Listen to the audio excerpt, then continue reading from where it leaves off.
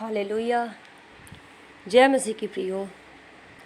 मैं परमेश्वर में विश्वास रखती हूँ आप सब सुरक्षित होंगे यीशु मसीह के नाम में, आमीन। प्रियो, आज मैं बताऊँगी परमेश्वर के जो भी दास हैं वो सब लोग ही कहते हैं अंत का समय निकट है। अंतिम टाइम में हम लोग चल रहे हैं, अंत के समय में हम लोग जी रहे हैं। बात सच है प्रियो, हम लोग अंत के समय में चल रहे हैं। बाइबल की सारी भविष्यवाणियाँ पूरी हो रही हैं, ये सब जानते हैं। जिन लोगों ने भी वचन को पढ़ा वो सभी जानते हैं कि बाइबल की सभी भविष्यवाणियाँ पूरी हो रही हैं। सच है प्रियो। मैं आज बताऊंगी प्रियो, तैयारी करने के लिए। कुछ लोग तैयारी किस चीज़ को कहते हैं और मैं तैयारी किस चीज़ को कहती हूँ, ये मैं आपको बताऊँगी। मत्ती 25 बताऊँगी। 10 कुमारियों का दृष्टांत बताऊँगी प्रियो। वो 10 कुमारियाँ कौन थीं? उनमें 5 मूर्ख थी और 5 समझदार थी।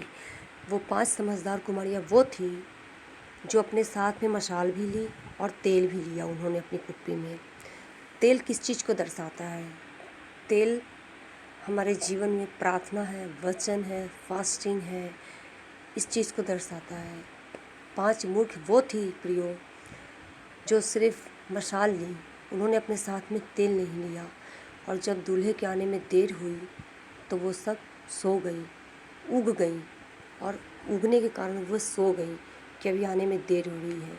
तो ये 5 मूर्ख वो कुमारियाँ हैं जो कुछ लोग समझते हैं कि प्रभु के आने में भी बहुत देर है।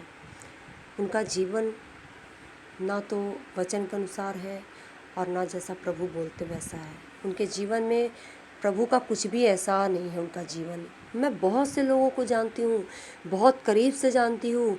मैं भवन जाती हूँ जहाँ पे, और जो लोग मेरे कांटेक्ट में हैं मैं उन लोगों को बहुत करीब से देखती हूँ।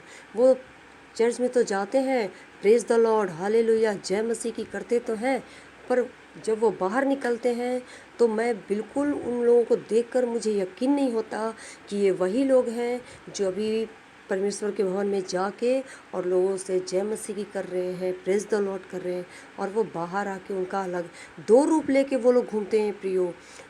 चर्च में कुछ और है और बाहर कुछ और है। तो ये 5 कुमारियाँ वो हैं जो मूर्ख की गिनती में आती हैं। मैं बस ये कहना चाहूँगी प्रियो कि प्लीज़ मैं आप लोगों से ये विनती करूँगी, जिनको भी मैं जानती हूँ, जो भी मेरे कांटेक्ट में है, आप लोग मूर्ख की गिनती में ना आए, आप लोग समझदार कुमारियों की गिनती में आए।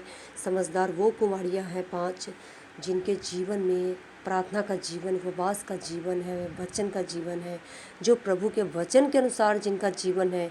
ये वही 5 समझदार कुमारियाँ हैं जो लोग चर्च में जैसा वो एक तरह का व्यवहार रखते हैं, एक चेहरा रखते हैं और एक ही विचार रखते हैं। जैसा प्रभु के भवन में जाते हैं वैसा ही उनको अपने घर में भी व्यवहार है और बाहर भी अपने लोगों, अपने मित्रों के साथ में है। तो मैं वो कहना चाहूँगी प्रियो कि आप लोग समझदार कुमारियाँ बने, ना कि मूर्ख बने। चुनाव आपका है प्रियो। बस मैं ये कहना चाहूँगी, चुनाव आपका है और आप क्या चुनाव करते हैं ये आपके ऊपर डिपेंड करता है।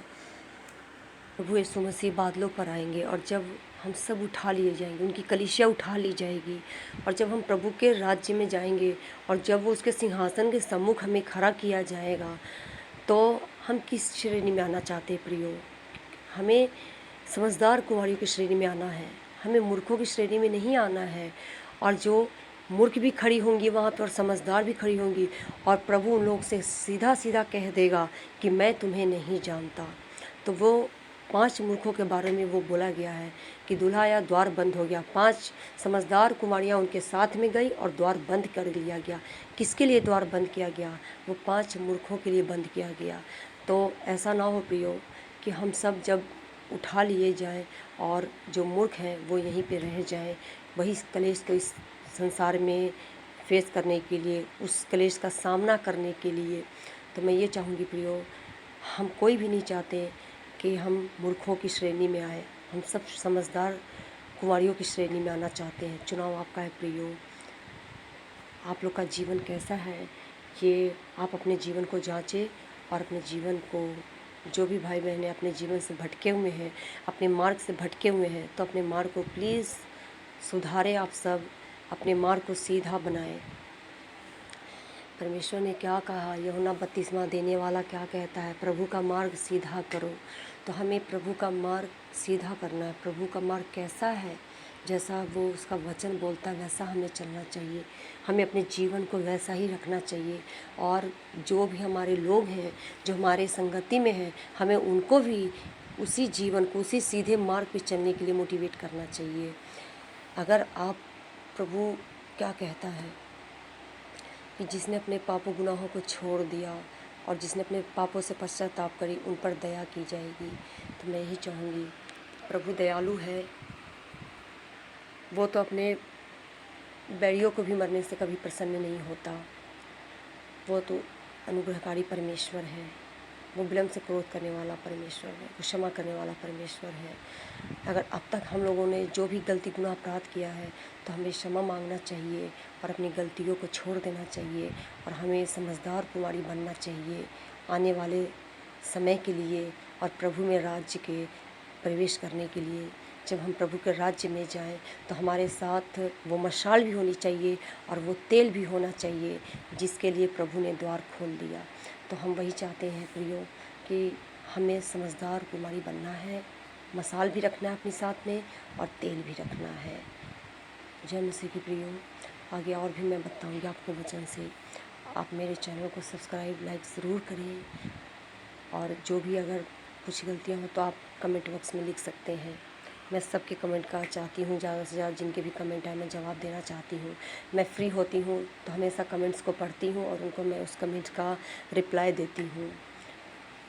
जय मसीह की प्रियो। आप सब परमेश्वर में सुरक्षित रहें। प्रभु आप सबको आशीष